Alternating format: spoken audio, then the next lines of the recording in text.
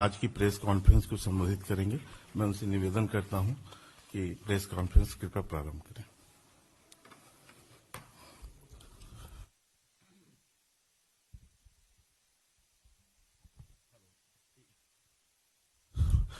साथ में हमारे राष्ट्रीय प्रवक्ता श्री गौरव भाटिया जी भी हैं। मैं सर से निवेदन करता हूं कि वो प्रारंभ करें प्रेस। हमारे दोनों प्रवक्ता मित्र, पत्रकार बंधुओं, एक महत्वपूर्ण विषय पर पार्टी की ओर से बात रखने के लिए मैं उपस्थित हुआ हूं। थोड़ा विस्तार से बोलूंगा, फिर आपके सवाल भी लूंगा। किसानों से संबंधित सुधारों को लेकर जो कानून बने हैं, उसको लेकर कुछ किसान संगठनों ने जो शंका उठाई है, उसके लिए चर्चा हो रही है। वो अपनी चर्चा की अलग प्रक्रिया है जो सरकार कर रही है। लेकिन अचानक तमाम विपक्षी दल या गैर भाजपाई दल कूद गए और आज हम विपक्षी दलों, विशेष रूप से कांग्रेस, एनसीपी, उनके सहयोगी दलों के शर्मनाक दोहरे चरित्र को देश के सामने बताने के लिए आए हैं। This press conference is designed to expose the shameless double standards of the non-BJP opposition parties as far as reform in the farming sector is concerned. आज जो नरेंद्र मोदी की सरकार ने किया, यूपीए की 10 साल की सरकार ने यही कर रहे थे, अपने राज्यों में कर रहे थे, बढ़ चढ़कर कर रहे थे। अभी मैं डॉक्यूमेंट दिखाऊंगा देश के सामने। लेकिन आज जब इनका राजनीतिक वजूद खत्म हो रहा है, ये बार बार चुनाव में हारते हैं, लोकसभा के चुनाव में, विधानसभा के चुनाव में, नगर निगम के चुनाव में, तो अपना वजूद, अस्तित्व बचाने के लिए किसी भी विरोधी आंदोलन में शामिल हो जाते हैं। मैं स्वीकार करूंगा कि किसान आंदोलन के नेता ने साफ साफ कहा है कि पॉलिटिकल लीडर्स हमारे मंच पे नहीं आए। उनकी इस भावनाओं का हम सम्मान करते हैं, लेकिन ये सभी कूद रहे हैं क्योंकि हमको भाजपा के विरोध करने, नरेंद्र मोदी जी का विरोध करने का एक और मौका मिल रहा है। भले ही जनता में कोई उनका वजूद नहीं है और कोई सुनवाई नहीं होती है।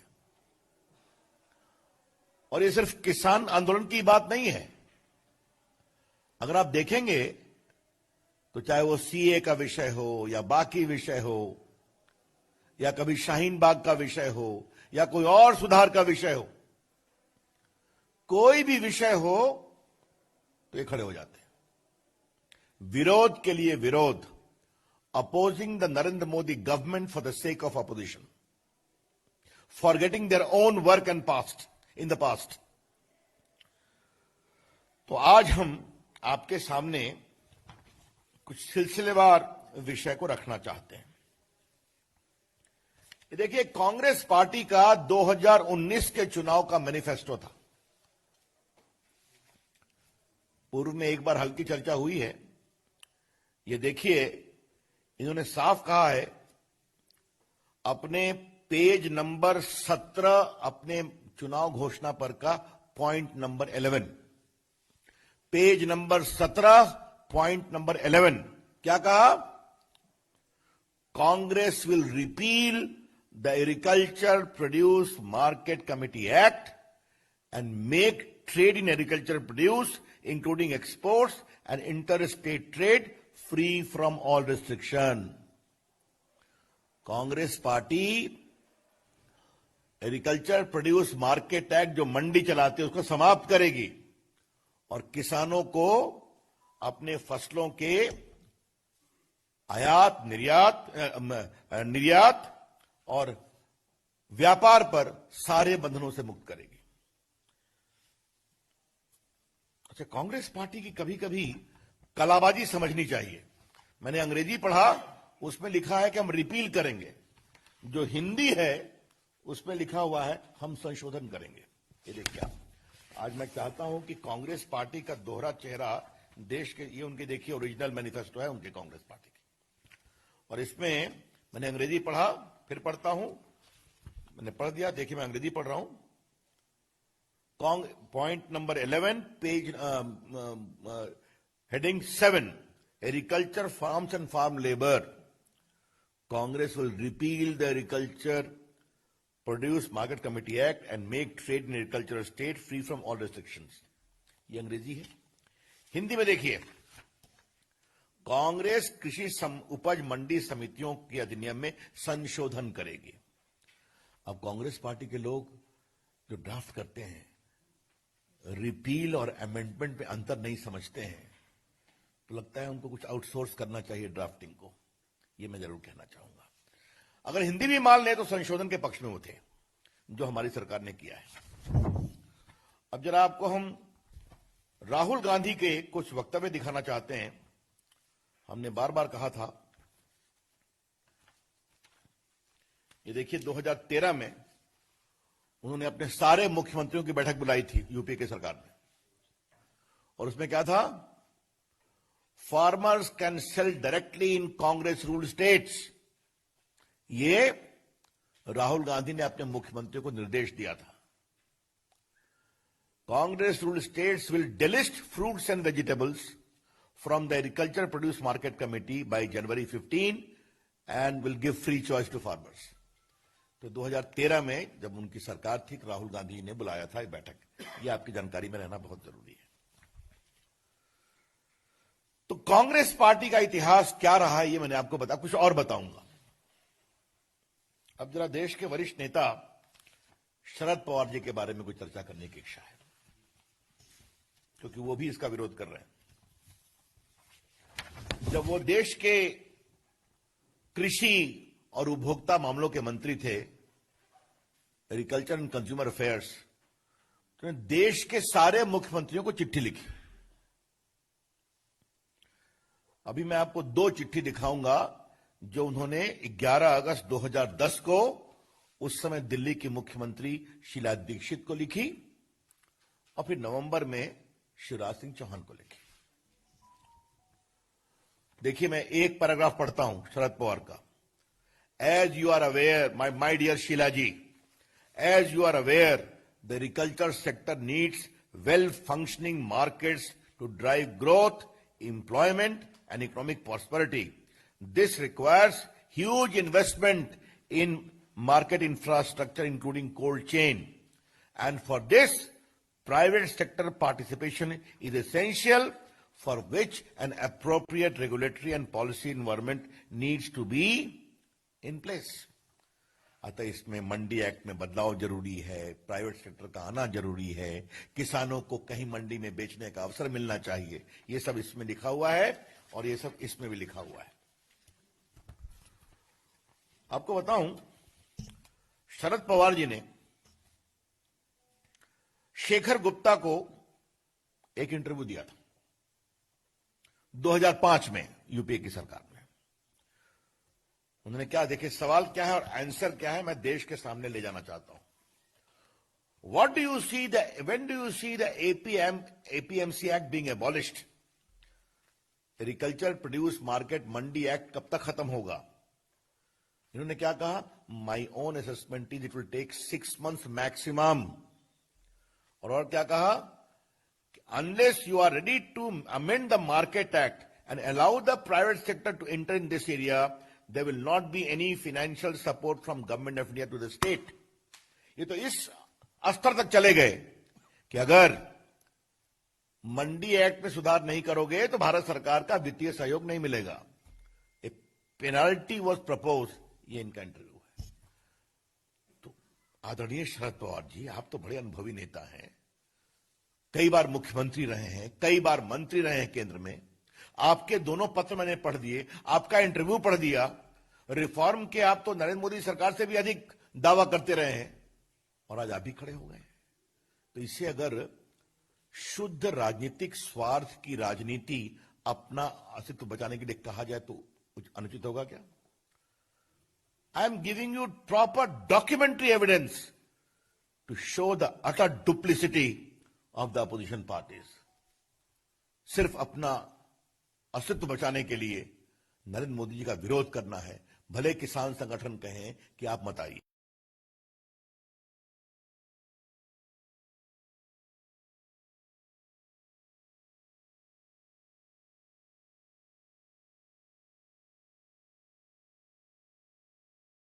स्टैंडिंग कमेटी की रिपोर्ट आई है, उसमें आपके आदरणीय पिताजी मुलायम सिंह यादव भी मेंबर हैं, और मैं ऐसा मानता हूं कि अभी वो समाजवादी पार्टी के नीतियों की आखिरी आवाज है, क्योंकि बड़े नेता हैं।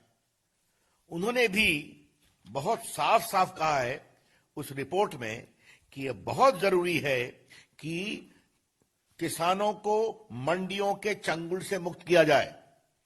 उसमें बाकी लोगों ने भी कहा है, अकाली के लोगों ने भी कहा है, और समाजवादी पार्टी हो या शिवसेना हो, जब सदन में बहस चल रही थी इन्होंने इसका समर्थन भी किया, सुधार करने की बात की, कुछ सावधानी खाली बात की, लेकिन इन प्रिंसिपल समर्थन किया था। ये सब रिकॉर्ड पर है, मुझे आपको बताने की जरूरत नहीं है। अब जरा मैं कांग्रेस पार्टी की सरकार के समय जो प्लानिंग कमीशन का एक रिकमेंडेशन आया था वो मैं आपको जरा पढ़ना चाहता हूं। ये 12 से 17 के लिए और 11 में पॉलिसी ऑप्शन जो दिया गया प्लानिंग कमीशन का, तो ये planning commission report title report of the working group on agriculture marketing infrastructure, ये मनमोहन सिंह के समय में जो अनुशंसा थी उसमें क्या लिखा हुआ था? सेंट्रल गवर्नमेंट में enact inter state agriculture produce trade and commerce regulation act under entry 42 of union list. तो आज जो हमने काम किया, हमारे करने के 8-9 साल पहले मनमोहन जी की सरकार ये कर रही थी। 2005 में शरद पवार बोल रहे थे, और ये बात देश के सामने बताना जरूरी है कि जिस समय शरद पवार ये बोल रहे थे 2005 में कि अगर आप सुधार नहीं करोगे तो हम वित्तीय सहयोग देना बंद करेंगे, उस समय मनमोहन सिंह की सरकार का समर्थन कौन कौन कर रहे थे? मुलायम सिंह यादव जी की party, RJD, CPI, CPM, TDP और बाकी सभी। शिवसेना साथ नहीं थी। तो आप तो हमसे भी आगे अधिक जा रहे थे। तो फिर मैं कहूंगा कि ये जो आपका दोहरा चरित्र है शर्मनाक, कि अपने राजनीतिक अस्तित्व को बचाने के लिए भले ही किसान के नेता आपको नहीं बुलाते हो, लेकिन आप किसी भी सीमा में जाने को तैयार हैं। ये देश के सामने आना जरूरी है। अब जब हम कॉन्ट्रैक्ट फार्मिंग के बारे में एक विषय आपको बताना चाहते हैं, और वो ये है कि इसका भी रिकमेंडेशन 2007 से 12 में मनमोहन सिंह की सरकार के समय हुआ था। और आपकी जानकारी के लिए मैं बता दूं कि कहां कहां मॉडल कॉन्ट्रैक्ट एक्ट लागू हुआ कॉन्ट्रैक्ट फार्मिंग का। आंध्र प्रदेश, आसाम, छत्तीसगढ़, गोवा, गुजरात, हरियाणा उस समय कांग्रेसी स्टेट था, आसाम उस समय कांग्रेसी स्टेट था, हिमाचल प्रदेश, झारखंड, कर्नाटका 2003 में कांग्रेस स्टेट था, महाराष्ट्र 2006 एनसीपी और इंडियन नेशनल कांग्रेस की सरकार थी, मध्य प्रदेश 2003 दिग्विजय सिंह की सरकार थी, मिजोरम, नागालैंड, उड़ीसा 2006 बीजेडी, राजस्थान, सिक्किम, तेलंगाना। तो इन सबों ने किसानों के लिए अधिक अवसर जुटाने के लिए, उनकी इनकम को बढ़ाने के लिए ये कॉन्ट्रैक्ट एक्ट का निर्णय किया। तो मित्रों, हां, एक सज्जन और हैं जिनके बारे में मुझे कहना है। मैं सामान्यतः टिप्पणी नहीं करता हूं, लेकिन हमारे प्रधानमंत्री पर वो इतनी टिप्पणी कर रहे हैं तो मुझे उनके बारे में टिप्पणी करनी पड़ेगी। श्रीमान योगेंद्र यादव के बारे में, हाँ, वो भी खड़े हैं। उनकी पार्टी का क्या वजूद है मैं उस पर चर्चा नहीं करूंगा,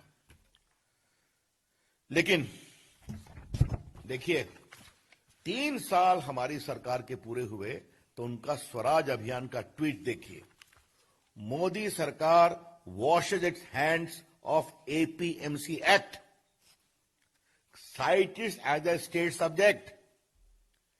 तो उस समय अगर कहा गया कि एग्रीकल्चर मंडी एक्ट जो है वो राज्यों का विषय है, उनको सुधार करना है, करना चाहिए, तो ये कह रहे हैं आप क्यों नहीं करते हैं। तो जिस समय हम कर रहे हैं व्यापक चर्चा करके, तो आप उसका विरोध कर रहे हैं। तो ये आपके सामने आना चाहिए। आ रहा हूं। अब जब पता नहीं योगेंद्र जी के बाद केजरीवाल जी का नाम लेना ठीक है कि नहीं, लेकिन मुझे लगता है कि मैं ले लूं और ये विषय मैं आपके सामने रख दूं कि जो नया कानून बना है, तो इसको 23 नवंबर 2020 को क्षमा करें, अरविंद केजरीवाल जी की सरकार ने दिल्ली में नोटिफाई करके गजट करके इंप्लीमेंट कर दिया है। देखिए, मैं गजट लेकर बैठा हुआ हूं, तो इधर आप विरोध कर रहे हैं, उधर आप गजट निकाल रहे हैं। ये तो उनका काम है। तो मैंने आपको विस्तार से बता दिया कि यूपीए सरकार के 10 साल में किसानों के सुधार पर मोदी सरकार के बराबर नहीं, कई बार तो कहा कि हम पेनाल्टी लगाएंगे अगर आप सुधार नहीं करेंगे तब। शरद पवार जी ने पत्र लिखा, मनमोहन सिंह प्रधानमंत्री हैं, प्लानिंग कमीशन ने पूरा विस्तृत पॉलिसी निर्देश दिया, उसको मालूम किया, कई कांग्रेस की सरकार ने इंप्लीमेंट किया। राहुल गांधी ने स्पष्ट कहा 2019 में कि हम मंडी एक्ट को रिपील करेंगे और हम किसानों के लिए पूरे अवसर पैदा करेंगे। तो आप करें तो देश किसानों का कल्याण, हम उसको तरीके से करें बातचीत करके, तो आप सड़कों पे आते हैं। ये है डबल स्टैंडर्ड्स। हम इसका जबरदस्त विरोध करते हैं। किसान कुछ निहित स्वार्थों के चंगुल में फंसा हुआ है। हम चाहते हैं देश के छोटे मंझोले किसानों को अपने उत्पाद के लिए नए नए अवसर मिलने चाहिए। और कुछ मैं क्लैरिफाई कर दूं, क्योंकि मैं देश का कानून मंत्री भी हूं। किसानों की जमीन न बिकेगी, न लीज पर ली जाएगी, न बंधक होगी। कॉन्ट्रैक्ट के बारे में अगर कोई सोचते हैं किसान, तो उनकी जमीन न तो बिकेगी, न बंधक होगी, न लीज पर ली जाएगी। The farmers land shall neither be on lease nor will be sold nor mortgaged. उनके जमीन पर कोई देनदारी नहीं बनेगी, वो बनेगी तो फसल पर जो कंपनियां आएंगी। हाँ, बल्कि मैं पढ़ ही देना चाहता हूं section 8, sponsor prohibited from acquiring ownership right और making permanent modification on farmers land promises, उसका विस्तार से लिखा हुआ है। क्लियर हो गया। दूसरा, आज जो देश में छोटे किसान हैं, मंझोले किसान हैं, अगर वो समय के अनुसार बदलना चाहते हैं, उनको अवसर क्यों नहीं मिलना चाहिए। आईटी विभाग के रूप में मैं इस विषय को देखता हूं। हमने किसानों के लिए एक नेशनल एग्रीकल्चर मार्केट नेम बनाया है, समझे आप, जिस पर किसान अपने को रजिस्टर कर सकता है, अपनी फसल बेच सकता है। सिर्फ आपको मैं कुछ आंकड़े देता हूं और देश के सामने आपके माध्यम से आना बहुत जरूरी है। अभी तक 21 प्रदेशों में 1000 मंडियों ने रजिस्टर किया है नेम पर। 1000 mandis of 21 states have started functioning after being registered on National Agriculture Market Portal. कितने फार्मर हैं रजिस्टर्ड? 1,68,00,000। कितने ट्रेडर हैं? 1,51,000। ठीक है। और कितने का व्यापार हुआ है? 1,15,000 करोड़ रुपए का। तो आपने देखा, हमने किसानों को एक डिजिटल मंडी दी, तो देश के तमाम मंडियां जुटी 1021 प्रदेशों में, 1,68,00,000 किसान जुटे और 1,15,000 का व्यापार किया है। आप अवसर देते हैं तो इस तरह से किसान उस अवसर के अनुसार अपनी इनकम को बढ़ाने के लिए और नए नए अवसर खोजता है। मैं सिर्फ आपको एक बात और बता के अपनी बात समाप्त करूंगा, बाकी तो सारे विषय आ गए हैं। ये हमने सिर्फ आपको दो चीज मैं बता दूं। इस कानून के पारित होने के बाद भी हमने खरीफ में जो फसल होती है उसमें 6 फसलों के भुगतान के लिए हमने और रबी में भी न्यूनतम बिल में वृद्धि की है। और ये चर्चा मैंने बाद में कई बार ट्वीट भी की है, शायद पीयूष जी ने भी किया है, लेकिन यहां आपको बताना जरूरी है कि अभी नवंबर के अंत तक धान के पैडी प्रोक्योरमेंट 318 लाख टन हुआ है, 60,000 करोड़ रुपए का। पैडी का प्रोक्योरमेंट जिसके एमएसपी आती है वो 318 लाख टन हुआ है, 60,000 करोड़ रुपए का। और इसमें से सिर्फ पंजाब ने 202.77 लाख टन का प्रोक्योरमेंट हुआ है, यानी 64%। तो अगर जरा भी हमारा मंडी खत्म करने का इरादा होता या एमएसपी को समाप्त करने का इरादा होता तो इतनी बड़ी खरीद होती क्या? तो ये सब बातें देश के सामने लाना बहुत जरूरी है। नरेंद्र मोदी जी की सरकार किसानों के हित के लिए समर्पित है। नरेंद्र मोदी जी की सरकार किसानों के लिए नए नए अवसर तलाश कर उनकी इनकम में और मजबूती करना चाहती है। नरेंद्र मोदी जी की सरकार देश के किसान और किसानी को अनावश्यक नियंत्रण से मुक्त करना चाहती है, जिसके कारण उनके विकास में परेशानी हुई है। हां, एक अंतिम बात मुझे लगा कि मैं आपके सामने रख ही दूं। बहुत चर्चा हो रही है तो एक विषय पंजाब के नेता, बाकी लोग भी विरोध कर रहे हैं। ये देखिए, 8 मार्च 2019 को पंजाब के मुख्यमंत्री ने पेप्सी का एक बड़ा प्लांट इनॉग्रेट किया, आलू वगैरह सबके लिए, और 5,000 लोगों को नौकरी मिलेगी। तो अवसर के लिए आप आता है तो आप काम कर रहे हैं, हम बड़े बड़े अवसर की बात करते हैं तो आप विरोध कर रहे हैं। तो मित्रों, ये जितनी विपक्षी पार्टियां हैं ये किसानों को भ्रमित कर रही है। इनका पूरा चेहरा शर्मनाक दोहरे चरित्र का है। Their entire approach is of shameful double standards. They are seeking to confuse based upon wrong facts.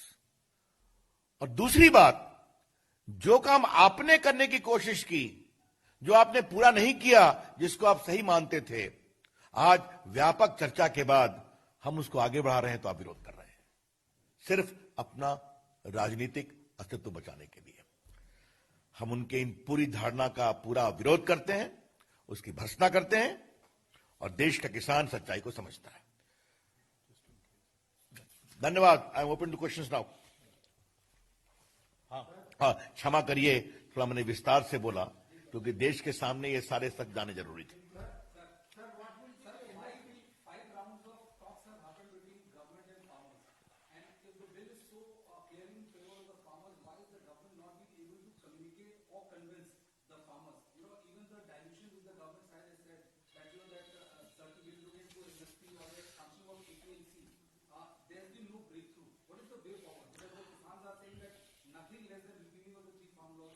देखिए, मैं उस चर्चा पर मेरा बोलना ठीक नहीं होगा कि वो चर्चा सरकार के स्तर पर हो रही है, हमारे मंत्रीगण कर रहे हैं, तो इस विषय पर वो चर्चा करेंगे।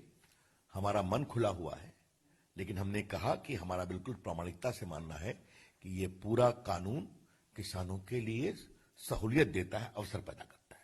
अब बाकी चर्चा हो रही है तो वो चर्चा उसको होने दीजिए। It's the same question again. These are matters of discussion there. Here my press conference was substantially focused upon exposing the double standard, hypocrisy and duplicity of the opposition parties. Sanjay ji,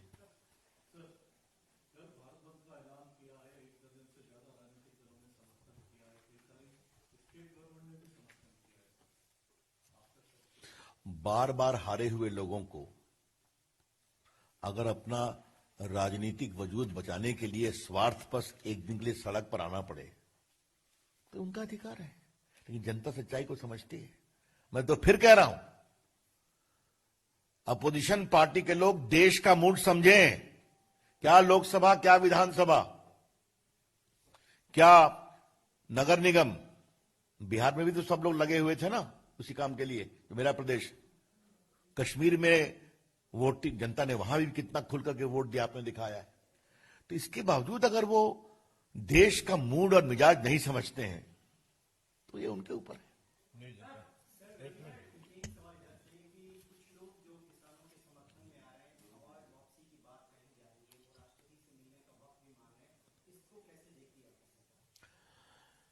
अब देखिए, इस पर मैं क्या कहूं।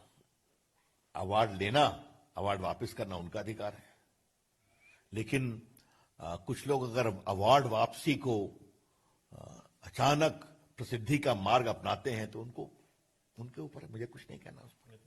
लेकिन अवार्ड वापसी कोई पहली बार नहीं हुई है। इसका एक और कारण है कि 2015 में भी अवार्ड वापसी काफी चला था, हा? बिहार के लोकसभा चुनाव के पहले, और जैसे ही हम हार गए हिंदुस्तान लिबरल हो गया, अवार्ड वापसी बंद हो गई। ये भी देखा है देश ने।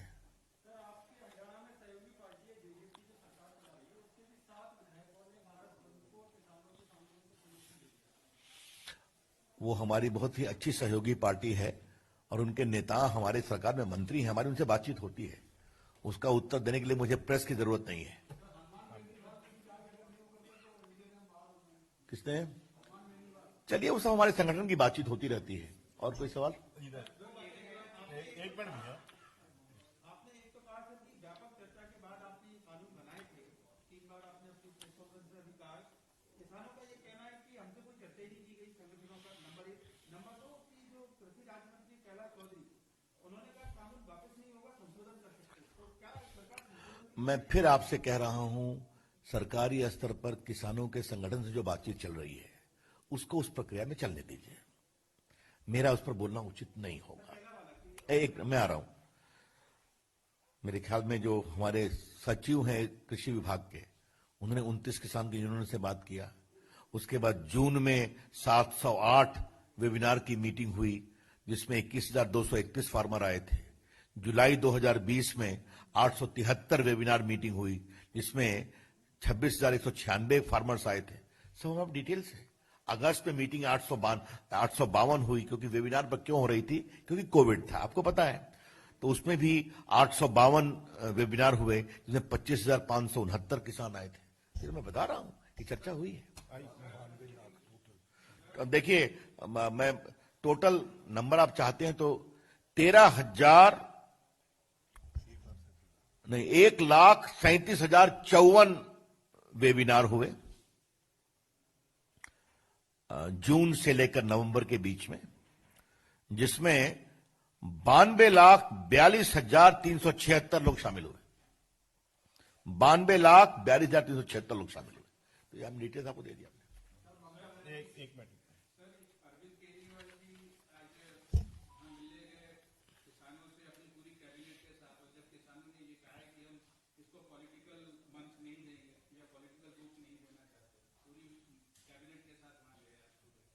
अब ऐसा है, केजरीवाल जी तो बहुत कुछ करते हैं, इसमें मुझे क्या कहना है?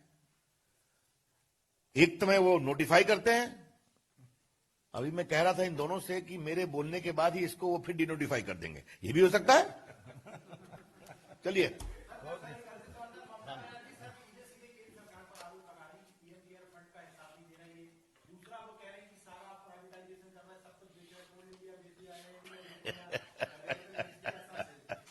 देखिए मैं क्या बोलूं, जैसे जैसे टीएम की साख गिर रही है, जैसे जैसे मंत्री वहां छोड़ रहे हैं, वैसे वैसे झूठे आरोपों का सिलसिला बढ़ रहा है। Thank you.